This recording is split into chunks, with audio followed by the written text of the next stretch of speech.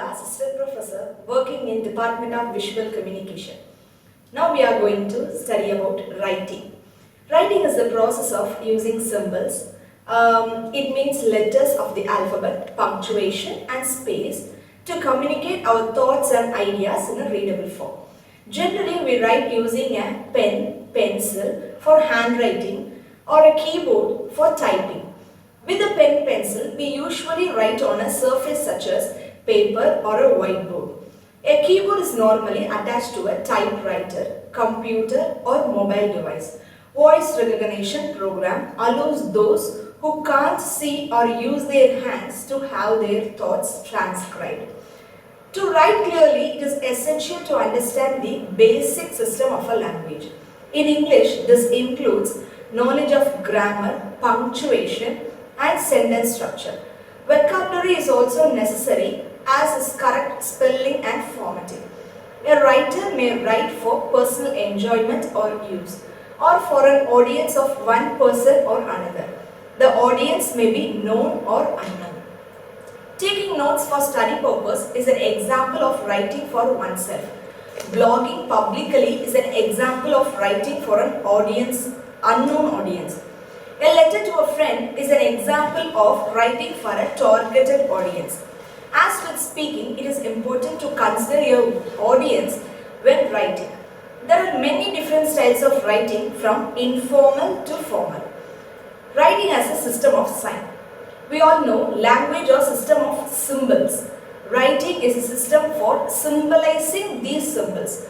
A writing system may be defined as any conventional system of marks or signs that represent the utterance of a language. Writing renders language device. While speech is ephemeral, writing is concrete and by comparison and permanent. Both speaking and writing depend upon the underlying structure of language. Now we are going to see about functions of writing. The Canadian economist Harold Innis classified writing into two basic types. Those that bind through time, exemplified by Egyptian carved in stone, and Akkadian cuneiform insisted in clay, and those that bind across space, exemplified by the portable papyri used by the Romans.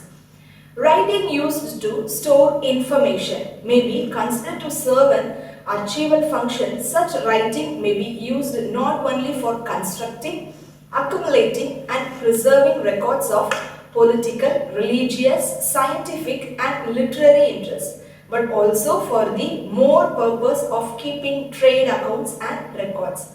Writing used to transmit information across space as in letters, encyclical, newspapers and the likes may be considered to serve a communicative function. Writing used for purely private ends such as to record notes, diaries or other personal data may be considered to serve several functions. Now we are going to see about history of writing. The invention of the alphabet is a major achievement of Western culture. It is also unique. The alphabet was invented only once, though it has been borrowed by many cultures. It is a model of analytic thinking, breaking down perceptual equalities like syllables into more basic constituents. And because it is capable of conveying subtle differences in meaning, it has come to be used for the expression of a great many the function served by speech. The history of writing is divided into three types. First one is Sumerian writing. Number two is alphabetic writing. Number three is Chinese writing and its derivation. And Chinese writing is again divided into three types: Chinese, Japanese and Korean. Now, first of all, we are going to learn about Sumerian writing. The outline of the development of the Sumerian writing system has been worked out by paleographers. It has long been known that the earliest writing system in the world was Sumerian script, which in its later stages was known as cuneiform. The earliest stages of the development are still a matter of much speculation based on fragmentary evidences. Sumerian writing. The French-American archaeologist Denis demonstrated a series of small steps leading from the use of tokens for simple bookkeeping purpose to the development of writing tablets on which graphs of the script stand for moniforms of spoken Sumerian. Archaeologists have discovered in Lower Mesopotamia. Mesopotamia is now known as Southern Iraq. It is a large number of small, distinctively shaped clay objects. These are thought to date back to as early as 8000 BC, about the time that hunter-gathered societies were given way to an agricultural way of life. A greatly elaborated set of these clay shapes, some shaped like jars and some like various animals, and occasionally inserted in clay envelopes, dates from 3500 BC, about the time of the rise of cities. Some of the envelopes have marks that correspond to the clay-shaped inside. Moreover, these markings are more or less similar to the shapes drawn on clay tablets that date back to about 3100 BC and that are unambiguously related to the Sumerian language. These markings are thought to constitute a logographic form constituting of some 1200 different characters representing numerals, names and such material object as cloth and cow. Alphabetic writing system. What is alphabetic writing system? The first writing system constituently based on the sound structure of a language was Linear B. Great orthography developed about 1500 BC and deciphered in 1952 by Minkey, an English architect and cryptographer. Although the script is highly systematic, it provides a limited representation of the phonology of Greek. Greek contains many syllables that are not simple consonant-vowel combination, and not all consonantal sounds are followed by vowels. Linear B is thus an incomplete script for representing the phonological structure of the spoken language. Hence, there are usually several ways of reading a series of linear B graphs, and a correct reading depends upon the reader's knowing what the text is about. The final stage in the evolution of writing system was the discovery of the alphabetic principle, the procedure of breaking the syllable into its constituent consonant and vowel sound. According to the British Godfrey Sampson, most and probably all alphabetic scripts derive from a single ancestor. The semiotic alphabet created sometime in the 2nd millennium BC. The letters used by the Greeks to represent consonant sound were borrowed rather directly from the semiotic script. What was distinctive was that the Greeks used 6 of the semiotic letters, those that represented sounds that did not occur in Greek, to represent vowel sound. The Romans borrowed the Greek alphabetic along with many Greek words and much of Greek culture, as known as Greek alphabet, to form the Roman or Latin alphabet. Written learned Latin was the language of stage of scholarship in Europe until the end of the Middle Ages. Further development of the alphabetical result from changes in the phonology of Latin of the Romance language that evolved from it. For English, the differentiation of all the 26 letters was completely only in the 19th century. Observation of a children's learning to read and write. This is an example. The youngest child about writing is that words must be similar in some way to the object they represent. Thus, at the earliest stage, children think that the word train must be represented by a long word because it has a long thing. Similarly, they think that 2 little pigs must be represented by 2 words, one for each pig and so on. Later they invent that writing represents words rather than things and that these words are series of sounds. At this point, children may write the word with a series of consonants. Cat becomes KT, cat. Only later do they recognize the alphabetic principle that words must be written with both consonants and vowels. Now we are going to learn about Chinese writing. At about the time the semiotic alphabetic was being developed, the Chinese were working on their very different writing system, one that best suited for their language. The system that developed for Chinese is logographic.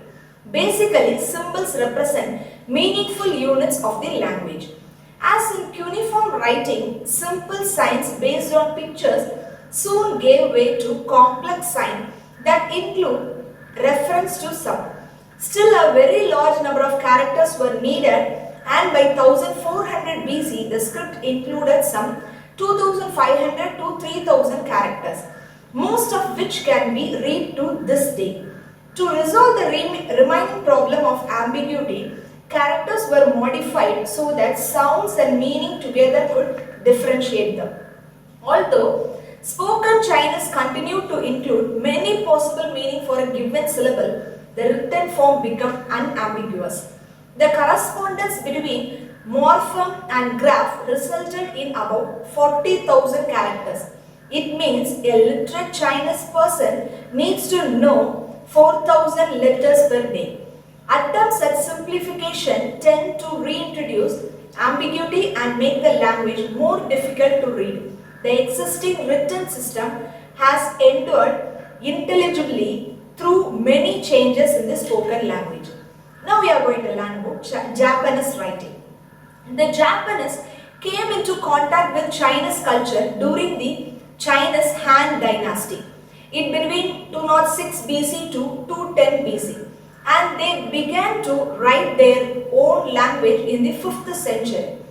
Based this writing system on the Chinese model, but the two languages are fundamentally different in structure.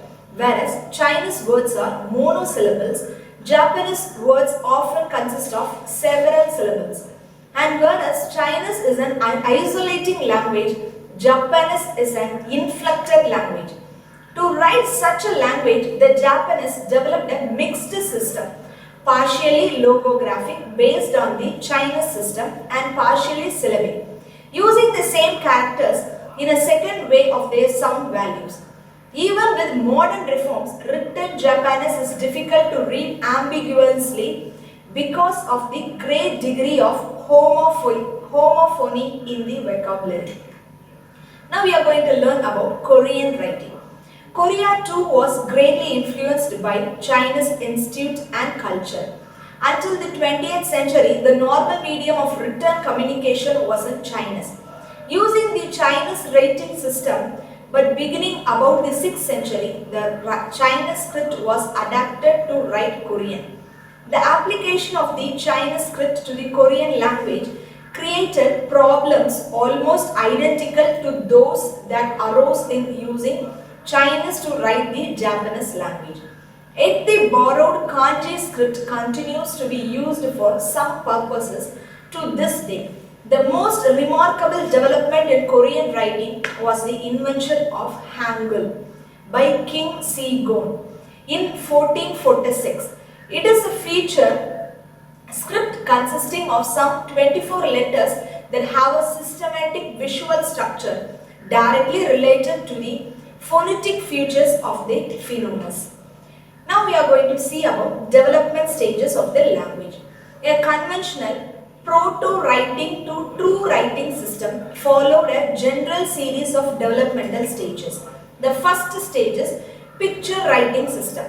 Picture writing system is a simplified pictures, it means glimpse, directly represent objects and concepts. In connection with this, the following sub-stages may be distinguished. Phonemic. Phonemic means glimpse, primarily a reminder. Next one is pictographic. Pictographic is a glimpse, directly represent an object or a concept such as chronological, notice, a communication, totems or titles or names. and religious, customs, historical and biographical. And ideology, ideographic. Ideographic is known as graphemes or abstract symbols which directly represent an idea or concept. Then we are going to study about transitional system. Transitional system means graphemes refers not only to the object or idea which it represents but to its name as well. Phonetic system.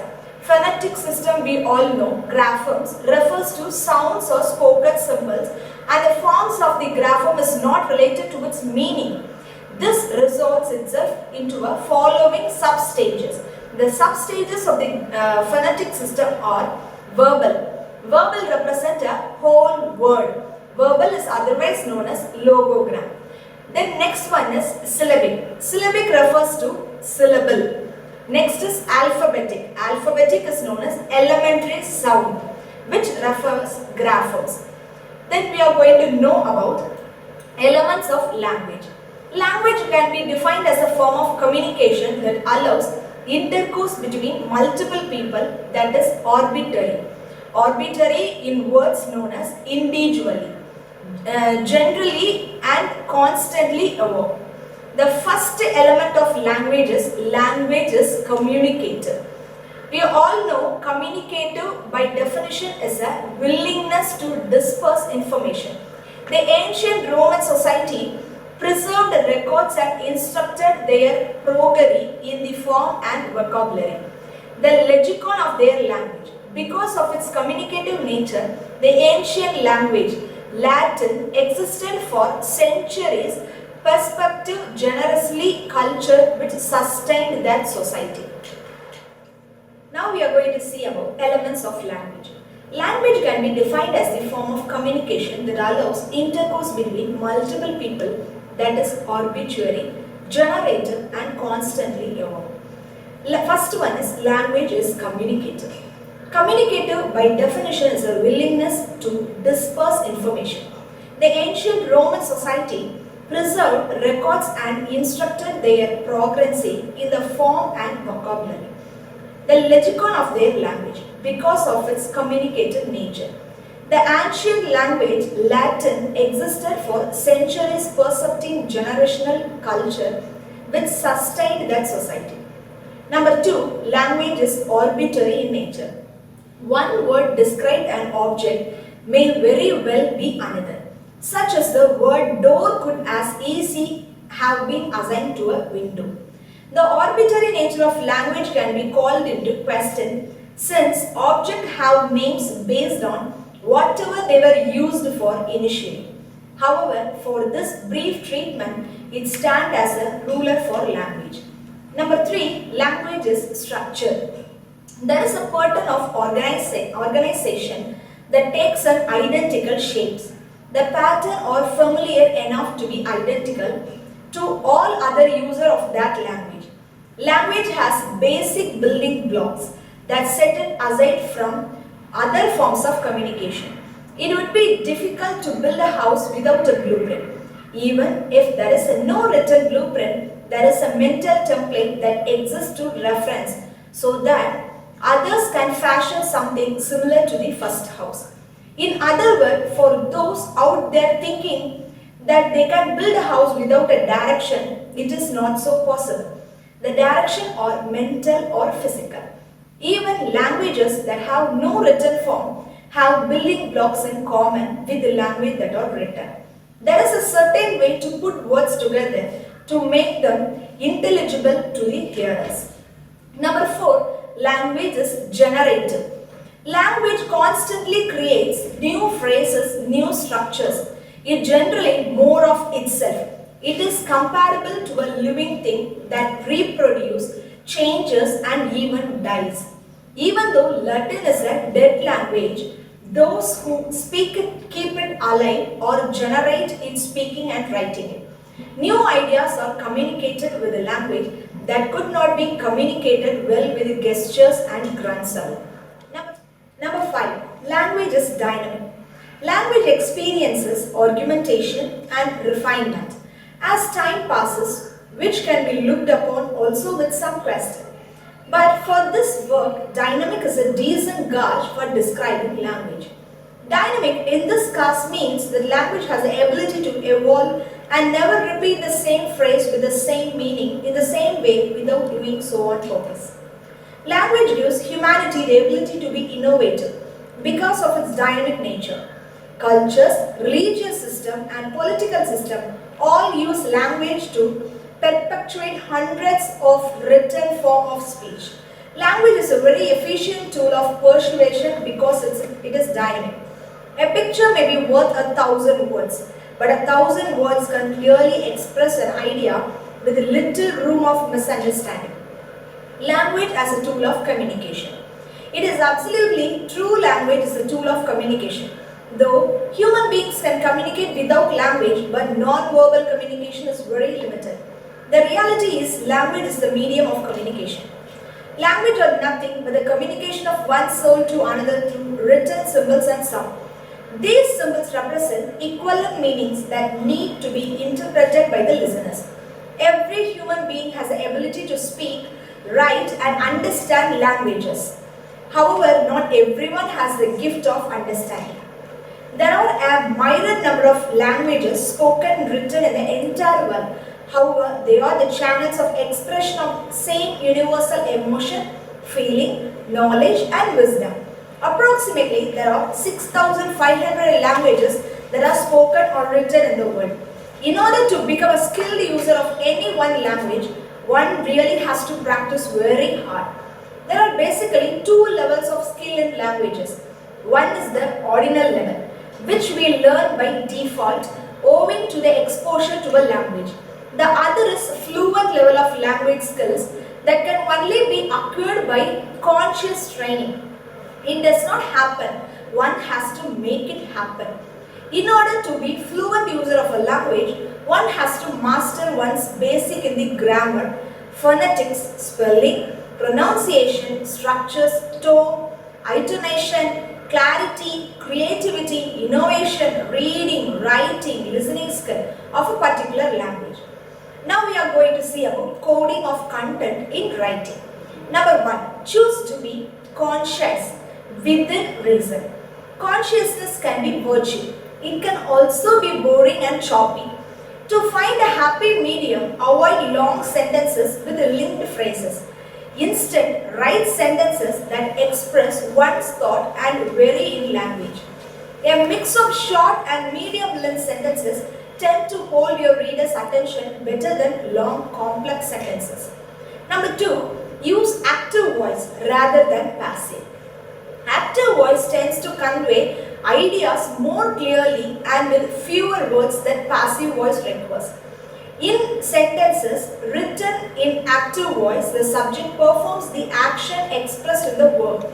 In passive voice, the subject is acted upon by the verb.